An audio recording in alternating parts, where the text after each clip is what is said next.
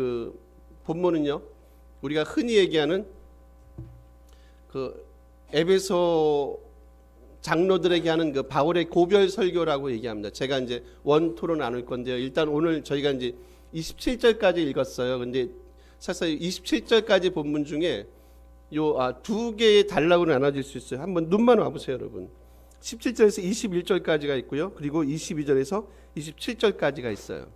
그러니까 17절에서 21절은 바울이 에베소에서 이제 그 사역을 한 것들을 어떻게 보면 회상하면서 이제 그가 이제 에베소 장로들에게 말씀을 전하고요. 그리고 22에서 27절까지는 이제 바울이 장차 받을 고난들에 대한 얘기를 이제 쭉 이제 해 나가는 내용을 갖고 있는 게 22에서 27절까지입니다. 일단 밀레도에서 에베소 장로들을 부릅니다. 일로 좀 와서 내가 당신들에게 좀 말을 했으면 좋겠습니다. 그래서 보통 이제 그 고별 선교라는 게 그래요. 약간의 유언의 형태로 띠고 있지만 대부분 이제 내용이 그 당시 익숙한 그 일종의 그 장르거든요. 예를 들면 뭐 자기가 어느 지역을 떠나간다든지, 아니면 자기의 죽음을 뭐 예견해서 말을 한다든지, 아니면 자기가 꼭 뭔가를 그 주변 뭐 가족이 됐든 친지가 됐든 누구에게 이렇게 좀 권면하고 싶을 때 일종의 이런 형태의 그 소위 말하는 장르를 씁니다. 유언과도 같은 고별 이런 형태의 그 말을 해요. 지금 사도 바울이 지금 동일한 형태를 가지고 지금 에베소 장로들에게 일종의 고별 설교를 그들에게 합니다. 저희가 이제 한번 지도를 보시면서요, 그 밀레도하고 그리고 이제 에베소 거리를 잠깐, 밀레도 위치를 한번, 여기가 밀레도예요. 그러니까 에베소가 있고 쭉 이제 밀레도, 그러니까 여기서부터 이제 지난번에 들어와서 쭉 내려온 거예요, 여러분. 쭉 내려왔습니다. 자세하게 보진 않을게요. 그리고 에베소 밑에 밀레도고, 지금 여기에 이제 바울이 있고요. 에베소로 사람을 보냅니다. 거리가 한 48km, 한 50km쯤 됩니다. 보내고 장로들을 이제 밀레도로 오게 만들고, 그리고 여기서 이제 오늘 본문의 내용을 이제 바울이 설명하는 게 이제 오늘 본문입니다. 그러니까 지도를 보시면 이제 밀레도라는 곳이 에베소에서 한 50km 떨어진 곳에 있구나라고 이제 보시면 됩니다.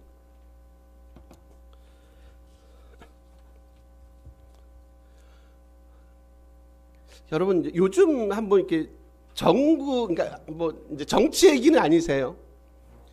요즘 이렇게 되어지는 일들, 그게 뭐 사회가 됐든 뭐 정치가 됐든 경제가 됐든 한번 이렇게 머릿속에 한번 쭉 한번 이렇게 생각을 해보세요. 저는 이제 농담만 진담만 그런 얘기예요. 지금 시대는 저는 이제 사사시대 같다는 생각이 늘 들거든요. 그러니까 기준이 없어요. 그러지 않으세요? 그러니까 각자 소견에 오른다고 지금 소견에 오른 대로 행해요. 정치도 마찬가지죠.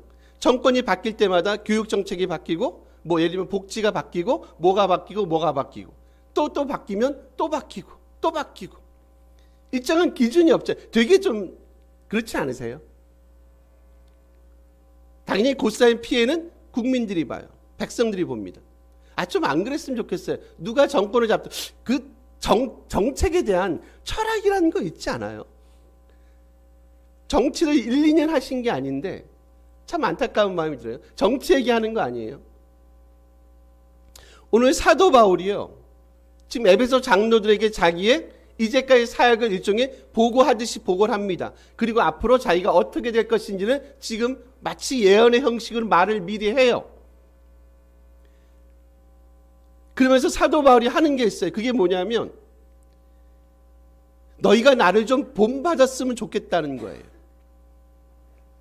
어떻게 보면 그들 삶의 샘플로 누구를 제시하면 자기 스스로를 제시한단 말이에요. 야, 내가 어떻게 에베소에서 너희들을 위해서 사역했는지 너희가 알지 않냐? 여러분 한번 19절 한번 가보세요. 이거 한번 읽어볼까요? 19절 읽습니다. 곧 모든 겸손과 눈물이며 유대인의 간계로 말미암아 당한 시험을 참고 주를 섬긴 것. 겸손, 눈물, 유대인의 간계로 말미암아 당한 시험 등등. 여러분, 겸손이 뭐예요? 사도 바울이 겸손했대요. 모든 겸손으로 섬겼답니다. 겸손이 뭐예요? 이제 이런 거 아니에요. 저희는 되게 예를 들면 착한 거, 이렇게 조금 나쁘게 표현하면 이렇게 좀 그냥 약간 비굴한 거 같은 거, 그런 거 아닙니다. 여기서 이제 겸손에 쓴 단어는 타페이노 프로쉬네라는 단어 쓰는데, 이 단어는요 이런 거예요. 자기 이익을 추구하지 않고 자기 영광을 추구하지 않는다라고 할 때 보통 이 단어를 씁니다. 타페이노 프로쉬네라는 단어입니다. 자기 이익이나 자기 영광을 추구하지 않는다. 다시요. 사도 바울이 그의 사역을 감당합니다. 그리고 여러 가지 어려운 일도 있었지만 사실 많은 성공을 거둔 것도 사실이에요. 그럴 때마다 사도 바울이 보인 태도가 있어요. 무슨 태도입니까? 지금 오늘 우리 본문에 얘기한 뭡니까? 겸손한 모습. 뭐 하지 않습니까? 자기의 영광을 추구하지 않습니다. 뭐에도 불구하고요. 자기의 사역에 미미하나마 그래도 가는 곳곳마다 사도 바울이 뭘 맺습니까? 열매를 맺잖아요. 그죠? 그 도시 전체를 다 뒤집어 엎지는 못하지만, 악당들이 많아서 도시 전체를 뒤집어 엎지는 못하지만 그래도 가는 곳곳마다 미미하지만 거기서 뭘 얻습니까? 믿음의 결실들을 얻잖아요. 이게 자기의 자랑이 될 수 있잖아요. 사도 바울 얘기해요. 아니야, 나는 그래도 늘 하나님 앞에 겸손한 마음을 갖고 지금까지 살아왔어. 즉 뭐를 구하지 않았다고요? 자기의 영광을 구하거나 추구하지 않았어 라고 지금 사도 바울이 그의 사역을 일종의 판단하고 있어요. 저희도 학교를 개강을 했습니다. 이번 주 개강해서 조금 약간 비지합니다. 제가 수업하면서 그런 얘기했어요. 첫 시간이니까. 여러분 죄송하지만 우리가 이렇게 배움이 짧아서, 신학교니까 배움이 짧아서 믿음 생활 못하는 것 같지는 않다. 제가 볼 땐 TMI예요. 투머치 인포메이션이에요. 그렇지 않으세요, 여러분? 우리 너무 많은 걸 알고 있어요. 근데 그 아는 만큼 우리가 사실상 살아내지 못해요. 여러분 지금 제가 겸손이라는 얘기를 뭐하고 연결시켰어요? 자기 영광을 추구하지 않는 마음. 누가 그렇다고요? 사도 바울이 그렇다고 얘기했어요. 한번 우리 삶의 모습을 한번 봐보세요. 우리가 조금 이룬 그 조금의 결실들 때문에 얼마나 우리는 우리 스스로를 사람들 앞에 내세우고 싶어 했습니까? 죄송하지만 특히 우리 같은 목회자들이요. 조금만 교회가 커지면 참아내질 못합니다. 선교사님 앉아 계세요. 선교사님들도 마찬가지겠죠. 와, 제가 아프리카 대륙을, 남아공을, 저분은 안 그러실 것 같아요. 우린 참아내지 못해요. 조그마한 결실을 맺으면, 조그마한 세상 사람들이 보는 성공이라는 걸 얻게 되면 우린 참아내지 못해요. 사도 바울 얘기해요. 나는 그런 삶을 살아가고 있지 않습니다. 나는 늘 주님 앞에 겸손합니다. 내 영광을 지금까지 추구한 적이 없었습니다. 문제는 뭐라고요? 우리가 사실상 너무 많이 알고 있어요. 그게 신학이 됐든 성령이 됐든 우린 너무 많이 알고 있어요. 그 많은 게 오히려 우리에게, 저는 약이 되는 게 맞잖아요. 그렇지 않습니까? 약이 돼야 되는데 혹시 만약에 그게 독이 된다면, 여러분의 많은 그 지식이, 여러분의 많은 성령적인 지식이, 신학이 그게 만약에 독이 된다면 아마 이렇게 기도하는 게 낫지 않겠어요? 주님, 차라리 이 많은 지식을, 성경에 대한 내용들을 차라리 걷어가 주세요. 기억나십니까? 제가 우리 장모님 말씀드렸죠. 아마 이런 건 기억 잘 하시더라고요. 아시죠? 맡겨불어. 많이 배우지 못하신 분이에요. 천국 가셨지만 많이 못 배우신 분입니다. 배움도 짧으시고 사람이 좋기만, 착하기만 하신 분이에요. 근데 참때로 부러울 때가 있어요. 복잡한 인생을 살지 않아요. 너무 계산하지 않아요, 그분은. 대부분 좋은 분들이 그래요, 여러분. 죄송합니다. 대부분 나쁜 분들이 그래요. 복잡해요. 그리고 많이 계산해요. 손익계산서 있잖아요. 많이 계산해요. 좋은 분들은요, 계산하지 않습니다. 많이 계산하지 않아요. 그리고 되게 단순한 것 같아요. 오늘 사도 바울이 뭐라 합니까? 여러분, 그리고 뒤에 보면 뭐가 나옵니까? 눈물 나오죠. 그렇죠? 그 다음에 또 뭐가 나옵니까? 19절 뒤에 보시면 겸손, 눈물, 유대인의 간기로 말미암아 당한 시험. 흥미로운 게 뭔지 아세요? 눈물이란 단어요. 그리고 시험이란 단어를 다 뭘로 쓰는지 아십니까? 다 복수로 씁니다. 단수가 아니에요. 다 복수로 사용됩니다. 즉 그 얘기는 뭐예요? 사도 바울이 눈물을 많이 흘렸나 보다. 사도 바울이 그런 시험들을 많이 겪었나 보다. 저희가 봤잖아요. 그죠? 가는 곳곳마다 베레아로 가면 베레아에서, 데살로니가에서, 에베소에서 가는 곳곳마다 그가 흘렸던 그 눈물이요. 그가 받았던 그 많은 시험들. 그럼에도 불구하고 그는 하나님을 향한 그 마음들, 생각을 멈추지를 않았습니다. 왜 그래요? 왜 그럽니까? 제가 모두에 말씀드린 게 그거예요. 지금 우리는 사사시대를 살아가고 있다 말씀했어요. 그냥 드린 말씀이 아니라 여러분, 어떻게 이런 일이 한 인간에게 일어날 수 있고 어떻게 이런 일이 가능한가? 왜 그런 것 같습니까? 저는 바울의 모델이 있어요. 샘플이 있단 말이에요. 지금의 사람들은 각자 자기가 소견에 옳은 대로 살아간단 말이에요. 자기가 경험한 게 마치 세상의 모든 이치인 것처럼, 모든 진리를 다 담아내는 것처럼 살아가는데 그렇지 않습니다, 여러분. 이렇게 보시면 돼요. 우리는 늘 틀리다. 내 생각은 너무 편협하다. 내 생각은 되게 일시적이고 되게 제한적이다. 내가 경험한 그 경험치는 지금 인구가 몇입니까? 여러분 70억 넘었죠. 그 70억 인구 중에 내가 경험한 그 경험치는 70억 중에 하나밖에 안 돼요. 70억의 생각을 우리가 다 담아낼 수 없잖아요. 그렇지 않습니까? 만약에 요 조그만한 세상적인 이치만 깨달아도 좀 세상 앞에, 하나님 앞에까지는 모르더라도 세상 앞에라도 우리가 조금은 좀 겸손할 수 있지 않겠어요? 그렇지 않습니까, 여러분? 바울이 이런 길을 갈 수 있었던 게 뭐라고요? 그분에게도 누가 있어요? 샘플이란 분이 있단 말이에요. 그 샘플은 누구세요? 당연히 그리스도 그분이세요. 그러니까 뭐하지 않습니까? 그러니까 그가 흔들리지 않습니다, 여러분. 몇 년마다 주기만 지나면 모든 게 다 바뀌어버리잖아요. 왜 그렇다고요? 기준이 없는 거 아닙니까? 샘플이 없잖아요. 내 삶의 모델이 될 수 있는 샘플이 없잖아요. 안타깝게도.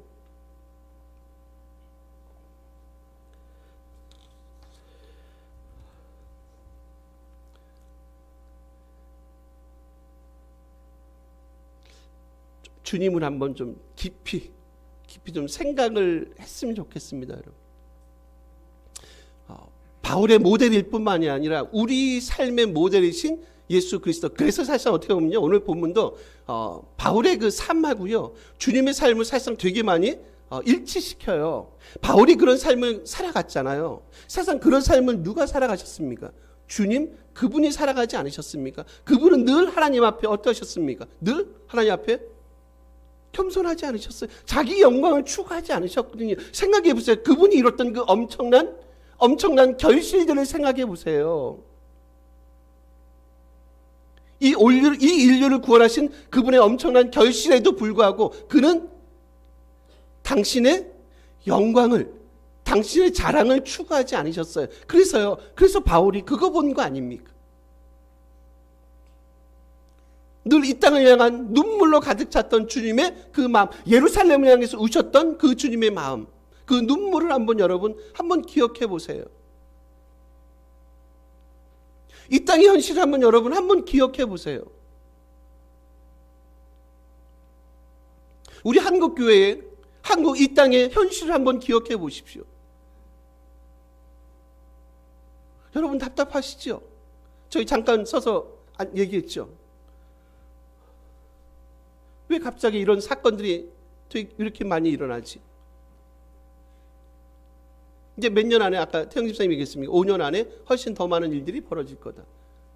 교권이 무너지고 있다. 이제 교사들이, 선생님들이 아이들을 책망할 수가 없어요. 무슨 법입니까? 무슨 법이 그래? 남용하라는 건 아니지. 남용하지는 않으실 것 같아요. 이제 어디 가서 아이들이 책망을 들을 일이 없습니다. 각자 자기 소견에 오른 대로 살아갈 거예요. 그렇죠?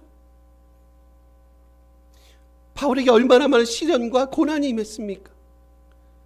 그 시련과 고난을 끌어안고 갈 수 있는 그 이유와 동력이 뭡니까? 주님이 그랬거든요. 바울이 그거 보지 않습니까? 주님을 깊이 생각하지 않습니까? 그러니까 어떻습니까? 결코 바울은 흔들리지 않지 않습니까?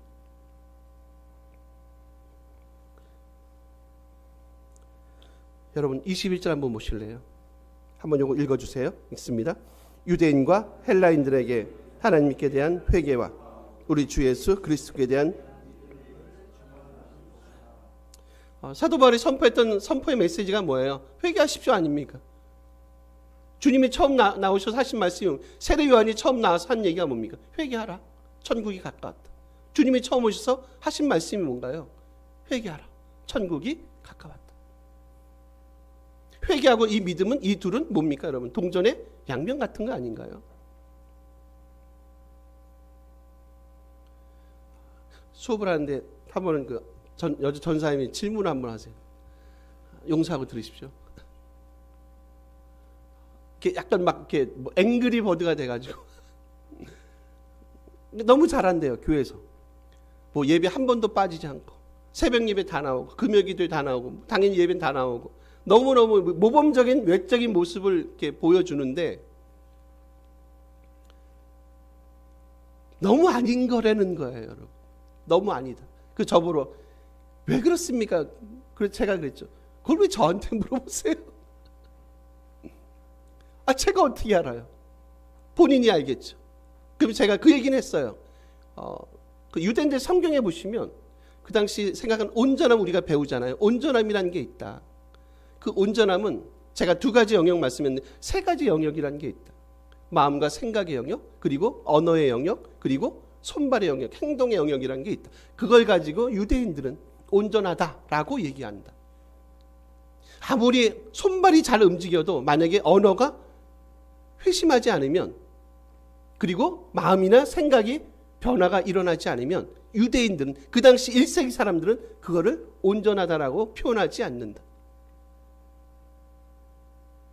오늘 사도 바울이 끌고 왔던 그의 메시지 저는 핵심이 뭐냐면 그들을 통해서 뭘 갖고 옵니까? 철저한 회심, 회개를 갖고 와요. 그 회개는 결국 뭐하고 같이 맞물립니까? 그리스도를 향한 믿음을 통해서 그 회심이 어떻게 일어났는지를 보게 만든다는 거예요. 믿음은 뭐라고요? 어떤 한 공동체가 있으면 그 공동체의 리더의 생각과 그의 삶과 거기에 온전히 일치하는 것, 그걸 뭐라고 얘기한다 그랬습니다. 그거 믿음이라고 얘기했어요. 주여 믿습니다. 그런 거 아닙니다, 여러분. 믿음을 우리는 너무 많이 오해하세요. 그리고 믿음을 너무 폭좁게 해석을 해버려요. 믿음은 그런 거 아니에요. 내가 믿습니다. 자기 최면하는 게 아니란 말이에요. 다시요. 한 공동체가 있으면 그 공동체에 누가 있어요? 리더가 있을 거 아닙니까? 그죠? 맞습니까? 리더가 있을 거 아닙니까? 그러면 철저하게 그 리더의 삶, 가르침, 걸어가심, 거기에 내가 철저하게 동의하고 나도 그렇게 그 리더처럼 그런 삶을 살아가겠습니다라는 것, 그거를 뭐라고 얘기한다고요? 그 당시 사람들은 믿음, 피스티스라고 한단 말이에요. 여러분 질문 드려볼게요. 회개하셨습니까? 믿음 있으세요? 우리 공동체 리더는 누구십니까? 주님이시지 않습니까? 그분의 삶에, 그분의 가르치심에, 그분의 걸어가심에 우리가 전적으로 동의하십니까? 동의할 뿐만이 아니라 우리가 지금도 여전히 그러한 삶을 살아가고 계십니까? 아니면 머릿속에만 여러분 담아두고 계십니까? 다시 한번요. 믿음의 도리이신 예수 그리스도, 그분을 좀 깊이 우리가 생각했으면 좋겠어요.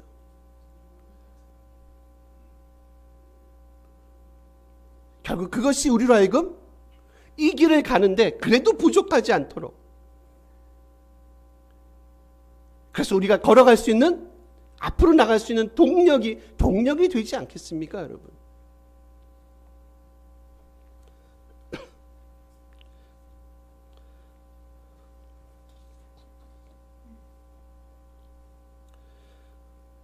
아마 그 사도 바울의 위대함은 그런 데 있는 것 같아요. 우리 지난번에 봤듯이 우리가 사도 바울이 그 유두고를 살렸지 않습니까? 엄청나게 많은 기적과 이적을 행했습니다. 근데 그런 것들, 예를 들면 그가 엄청난 은사를 행했던 것들, 많은 이적과 기적을 행한 것들, 그런 것들로 인해서 사도 바울이 위대합니다라고 성경은 얘기하지 않는 것 같아요. 그렇지 않습니까? 여러분, 사도 바울이 진짜 위대한 그 위대함은 어디에 있습니까? 오늘 본문을 통해서 보면 어디에 있어요? 어디에 있을 것 같습니까? 저는 거기에 있다고 봐요. 뭡니까? 내가 죽으면 죽으리라. 내가 이 복음을 위해서 내가 죽으면 죽을 겁니다. 내가 지금까지 한 건요, 크게 의미 없습니다. 그냥 그리스도를 쫓아간 것밖에 없어요. 그게 나의 자랑거리가 아닙니다.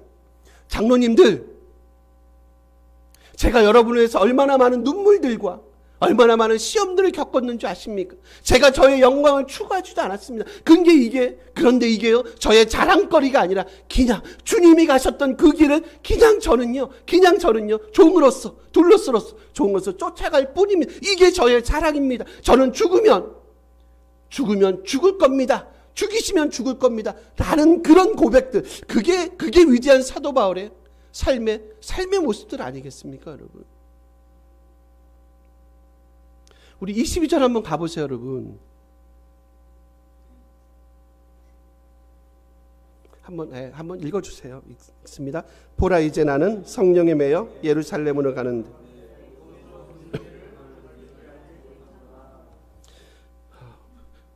예루살렘으로 가야만 됩니다. 호랑이 굴로 들어간답니다. 거기서 무슨 일이 당할지 모른대요. 근데도 가야 된대요.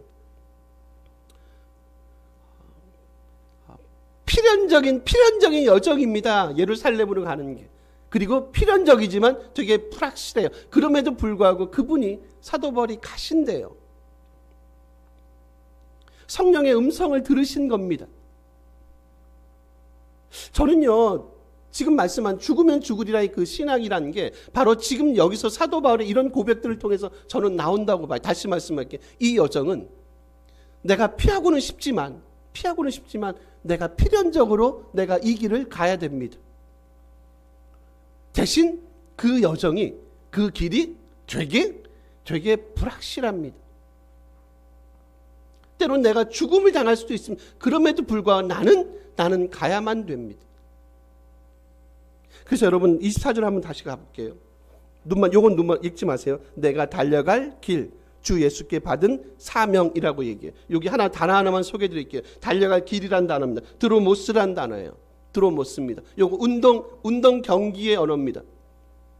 이쪽이 달리기 하는 언어예요. 일단 달리기 스타트 빵 시작했습니다. 뛰었습니다. 어떻게 습니까? 스탑합니까? 마무리까지 끝까지 가는 거 아닙니까? 사도 바울의 삶이 그렇다는 거예요. 선교사로서의 삶이 그렇고요. 성도의 삶이 그렇다는 거예요. 일단 시작했습니다. 드로모스예요. 달려갈 길. 신약이 많이 나오지 않습니다. 여러분 잘 아시는 디모데후서 있죠? 몇 장이죠? 4장 7절. 나 선한 싸움을 마치고 나의 달려갈 길을 마쳤으니. 거기서도 동일한 단어. 이제 내가 이 스타트 운동을 시작했습니다. 이제 나는 그것이 마지막 끝날 때까지, 결승전까지 이 뜀박질을, 이 달리기를, 이 여정을 나는 결코 멈추지 않을 겁니다. 비록 내 앞에는요, 저도 모릅니다. 예루살렘에서 무슨 일이 벌어질지, 거기서 어떤 일이 벌어질지, 제 운명이 어떻게 변할지 저도 모르지만, 이게 뭐라고요? 이게 제가 달려갈 길이라는 걸 저는 알고, 이게 저의 사명이에요.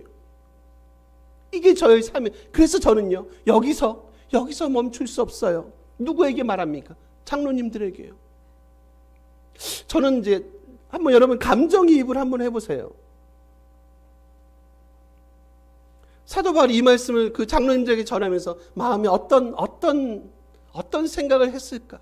아, 진짜 이제 이분들하고 마지막 보겠구나. 내가 이제 죽을지도 모르는데 정말 제가 달려왔던 길 여러분에게 소개합니다.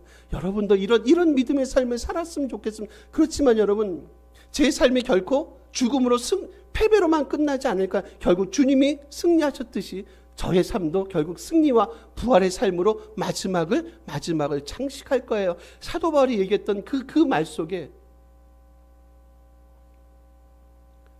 되게 복잡한 감정이 많이 섞여 있을 것 같아요. 그럼에도 그가 이 길을 갈 수 있었던 건 뭐라고요? 그가 확실하게 세운 삶의 모델이요. 그 모델 누구라고요? 주님 한 분. 세상 어떤 풍조에도 휩싸이지 않는.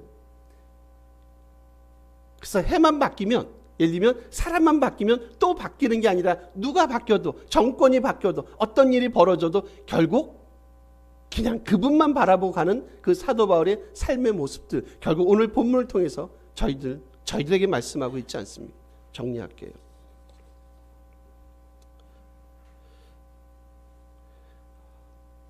저희도 역시 동일한 이런 사명을 받고 부르심을 받은 사람들 하나만 마지막 우리 24절 제가 하나 읽어드릴게요. 24절은 내가 달려갈 길과 주 예수께 받은 사명 곧 하나님의 은혜 복음을 증언하는 일을 쭉 나옵니다. 여러분 여기 사명이란 단어가 뭔지 아세요? 요거 디아코니아라는 단어 씁니다. 많이 익숙하시죠? 요 디아코니아가 뭐죠? 보통은 구제, 섬김, 봉사 그런 의미가 있죠.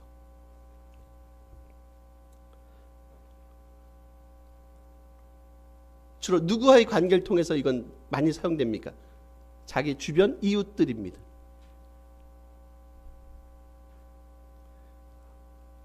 여러분 좀 기억했으면 좋겠어요. 우리가 받은 이 디아코니아가 바로 이런 일 때문에 우리도 부르심 받았음을 기억했으면 좋겠어요.